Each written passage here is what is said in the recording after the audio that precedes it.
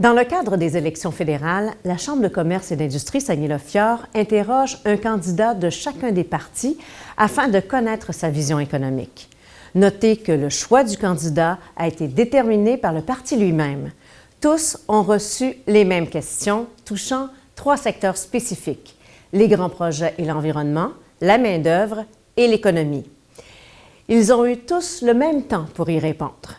L'enregistrement des capsules s'est déroulé le 3 septembre. Bonne écoute!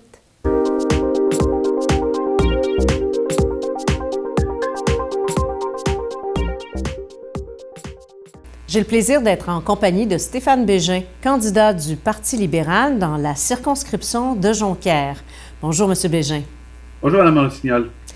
Monsieur Bégin, notre région a une forte base industrielle et l'appétit pour les grands projets est élevé au sein de la communauté d'affaires et au sein de la population. Cela étant, le respect de l'environnement est plus que jamais prioritaire et les promoteurs doivent se soucier de ces questions afin de permettre la réalisation des projets. Première question, quelle est la vision précise de votre parti relative au développement économique et industriel de notre région? Effectivement, vous avez raison, c'est un domaine qui est important, c'est un milieu majeur pour notre région, puis je crois qu'il est possible d'innover puis d'obtenir des projets qui auront un impact positif économiquement parlant et qui respecteront l'environnement. On pense déjà à BlackRock, à Ariane Phosphate, qui ont déjà passé l'étape des autorisations nécessaires des gouvernements pour aller de l'avant. Je pense qu'il est primordial qu'on mette tous les efforts nécessaires justement pour que ça puisse décoller éventuellement puis se réaliser. Et je pense qu'avec un ou des députés libéraux au pouvoir, la région pourra recevoir par le fait même sa part d'investissement et de retombées économiques. On l'a vu dans le passé avec la zone portuaire, le port de Grand-Anse, le centre des technologies de l'aluminium et le centre fiscal et l'autoroute à 4 voies divisées dans le parc. Au pouvoir, on a de meilleures chances. La voie maritime du Saguenay est, à l'instar de la voie maritime du Saint-Laurent pour le Québec, la colonne vertébrale du développement économique de notre région. Comment devrait, selon vous, être utilisée la voie maritime de la rivière Saguenay? Je pense qu'on peut faire des choses sur la rivière Saguenay. Je sais qu'il y a des rapports sortis récemment qui disent qu'il faudrait limiter le nombre de navires sur le Saguenay. Je ne suis pas d'accord avec cet aspect-là, dans ce sens où on peut augmenter le nombre de navires pour justement permettre à Grand-Anse, à Rio Tinto, au bateau de croisière, éventuellement à Ariane Phosphate, de pouvoir transporter leur matériel sur le Saguenay. On s'entend que les navires, c'est une des façons les plus économiques et les plus écologiques de faire du transport de marchandises. Donc, là-dessus, on va travailler fort pour que ça puisse se réaliser et faire en sorte de placer ça à l'avant-plan pour notre région. Donc, c'est ce qui conclut le bloc Grands projets et environnement. Second sujet, la main-d'œuvre. La région souffre d'une rareté de main-d'œuvre et les commerçants certains doivent fermer la nuit, des entreprises voient leur développement freiné. Bref, il y a un nombre croissant d'entreprises de toute taille qui sont actuellement touchées par ce manque de travailleurs. Qu'est-ce que votre parti entend faire afin de répondre à cette problématique? Le Parti libéral entend mettre de l'avant, pour les travailleurs de 65 ans et plus, entre autres, une façon de réduire les impôts à payer, puis d'avoir un crédit d'impôt jusqu'à 1 650 $. Et moi, je pense que le fait de garder des gens de 65 ans et plus au travail, qui ne sont pas toujours prêts à se retrouver à la maison, à ne rien faire ou peu importe, de pouvoir continuer. Mais ça prend des incitatifs pour y arriver. Et je pense que la mesure du Parti libéral va le permettre. Je fais aussi confiance à notre jeunesse. Et je ne parle pas des 20, 25 ans, 30 ans qui sont déjà sur le marché du travail. Je parle des adolescents. On l'a vu cet été, ça a travaillé dans des commerces des 25, 30, 40 heures par semaine à 13, 14 ans, 15 ans. Et je pense qu'il faut miser sur ces jeunes-là aussi pour passer au travers cette pénurie de main-d'œuvre. Monsieur Bégin, comment le Saguenay pourrait tirer davantage profit de l'immigration? Comment rendre la région plus attractive? Bien, je pense qu'une des premières choses à faire, c'est de faciliter leur arrivée en région. On sait que nos entrepreneurs, nos entreprises dans la région qui ont besoin de travailleurs étrangers doivent travailler très fort pour les attirer et je ne dirais pas qu'ils ont des bâtons dans les roues, mais le processus gouvernemental est lourd. Il faut changer cette façon de faire-là. Quand on a besoin de quelqu'un pour faire des semences, c'est pas au mois de juillet qu'on en a besoin, c'est au début du printemps. Et je pense que les besoins sont connus à l'avance, donc il faut s'assurer que ces travailleurs-là aient leur permis pour se rendre au Québec Et à ce moment-là, ça sera beaucoup plus facile. Puis je pense que c'est la façon de faire. Troisième sujet, l'économie. La pandémie a engendré des dépenses importantes. Des mesures exceptionnelles ont dû être prises afin d'aider financièrement les travailleurs et les entreprises affectées par la crise.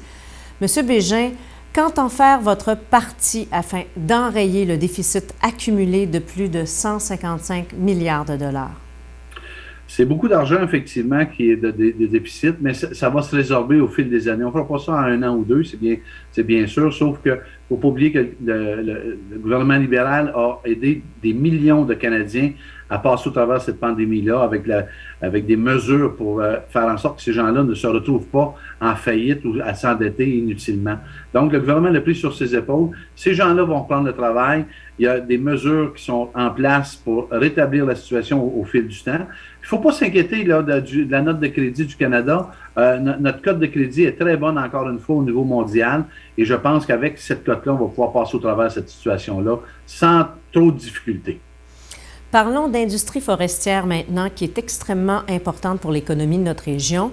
Cette industrie qui vit là, des nombreux défis depuis plusieurs années. Si vous êtes élu, comment prévoyez-vous soutenir l'industrie forestière au Saguenay? Il faut innover. Il faut aller vers l'innovation. Il faut travailler pour que notre entreprise forestière, notre industrie forestière puisse bien se sortir de la situation qu'elle vit, effectivement, comme vous le disiez précédemment, depuis de nombreuses années. La surtaxe américaine fait mal. Est-ce qu'il y a moyen de trouver de nouvelles solutions? Je pense que oui. La fibre cellulosique à l'usine de Kenogami est un élément, je pense, majeur. Pour l'instant, ce n'est pas encore très connu, mais on peut faire une multitude de choses avec la fibre cellulosique et je pense qu'on se doit, dans l'industrie forestière, travailler sur autre chose que de faire juste bon, ils ne font pas juste du 2 par 4, mais faire plus que ça encore. L'économie est aux prises avec une hausse de coûts en général, le frais de transport, le panier d'épicerie, les salaires des travailleurs, et ces hausses pourraient nous entraîner dans une spirale inflationniste qui risque d'avoir des répercussions importantes sur nos entreprises. Quels gestes concrets entendez-vous poser pour limiter la hausse des coûts dans tous les secteurs confondus? Je crois que limiter la hausse des coûts dans certains secteurs, c'est plus difficile parce que le gouvernement n'a pas toujours, à ma connaissance, le pouvoir de limiter tout ça. Mais le Parti libéral a une entente entre les mains avec le gouvernement du Québec pour le versement de 6 milliards pour les services de garderie.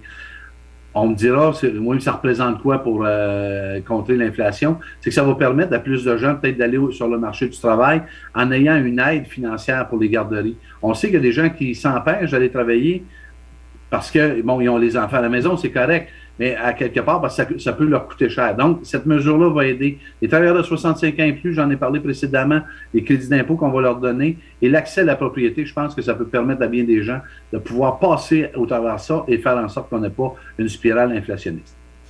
En terminant, Stéphane Bégin, quel est votre message pour les gens d'affaires de Saguenay-le-Fjord et de votre circonscription? Le gouvernement de Justin Trudeau a démontré depuis le début de la pandémie qu'il a été en mesure d'aider les entreprises et les gens d'affaires de la région du Saguenay-Lac-Saint-Jean, mais aussi du Québec, afin de passer au travers de la crise de la COVID-19. Les libéraux seront encore présents pour répondre aux besoins des entrepreneurs et des gens d'affaires afin qu'ils puissent continuer à passer au travers de cette période difficile puis bien s'en sortir la tête haute et surtout garder la tête hors de l'eau. Je pense qu'on se doit dans la région d'avoir des députés libéraux qui sont à la table des décideurs pour faire avancer les choses. Stéphane Bégin, candidat du Parti libéral du Canada dans la circonscription de Jonquière, merci et bonne campagne. Merci beaucoup, ça fait un plaisir. Voilà. Nous vous invitons donc à aller voter, soit par anticipation, les 10, 11, 12, 13 septembre prochains ou le jour de l'élection, le 20 septembre. Merci et bonne campagne.